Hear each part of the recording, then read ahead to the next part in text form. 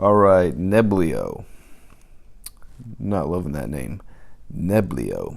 NEBL. Currently trading about $40. Down about 20 to 30% today. The rank I think is 78 currently. Total supply is interesting. It's only 13.4 million, so not very much at all. Exchange-wise, we have Binance, Cryptopia.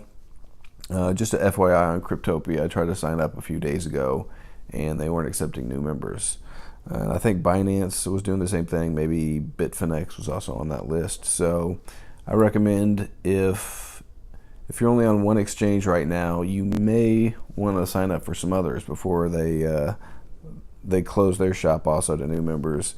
I think KuCoin would probably be a good one if you can't get on Binance. Some of the ones I was recently able to sign up for, Mercantox, HitBTC, a couple others. So there's still quite a few out there, but and again, I'm sure Cryptopia will open up new members sometime, but as of now, I can't get in there. So Binance, Cryptopia, KuCoin, HitBTC, and OEX. So a good amount of exchanges. I've also noticed on CoinMarketExchange, sometimes on some of the coins, when you look up the markets, they don't actually list all the markets that the coin's actually on. I know that I purchased something on Mercantox that, according to CoinMarketCap, Mercantox wasn't even an exchange that had the coin, but I just bought it from there. So, you might keep that in mind if there's an exchange you really like to use, and that's the reason you're not buying a coin. You might just double check on the exchange just in case, because apparently they do make mistakes. Social-wise, they are pretty much posting on Twitter daily, and what's nice is they're not just retweets like pretty much every other crypto. They're usually doing a daily actual relevant information to Neblio. So that's kind of rare and nice in this circumstance. One example is today they posted about a security vulnerability found regarding the wallet and where to upgrade it. As the website goes, they say Neblio is a secure distributed platform built for enterprise applications and services. Their vision is to use intuitive services and APIs to speed adoption of distributed blockchain applications in the enterprise. It's also a proof of stake network, like the majority of newer cryptos. Now I'm just going to get into what I found some people saying are some concerns, and then get into why people are so into Neblio and kind of the hype that's behind it. The first concern is that the only real hype behind it is the low supply and market cap, which, even if it has a low market cap, that doesn't mean, or a low supply, that doesn't necessarily mean it's going to be a successful project. And if it gets neglected, eventually the prices will crash. As far as the white paper goes, a concern was that it doesn't really explain anything specifically. It's more just a bunch of generalities that is just going over what blockchain technology is and basically just cut and pasting from all the other white papers. Another concern was that there's really only one person on the team. They list like Eddie and Ann, two people, but I guess Eddie's the big time developer. And the other people listed on their LinkedIn profile, they don't list Neblio as their,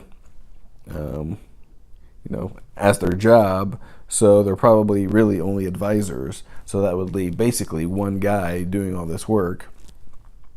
But I'll get into more of that in a minute. Finally, the circulating supply is low because they had a relatively bad token sale and had to burn a large amount of their tokens. So not a lot of interest from the investors who really researched into the ICOs initially. Now, as far as the people really behind it, they're saying, first off, as to the lack of a team, a recent tweet said that they had a new hire, Samir Afak, or Fosh, a PhD with 10 years experience in C++ and Python. And they also, I noticed, did list an opening on their website hiring new developers, which is a good sign. Many people are saying the smartest investments are blockchain platforms, which this falls into the category, along with like Ethereum, Stratus, Lisk, IOTA, Cardano. And you look at those and they're all doing relatively well, so that's a good argument for it. They already have a good wallet, minus the vulnerability thing they had to fix. But that stakes about 10% a year. That's not bad.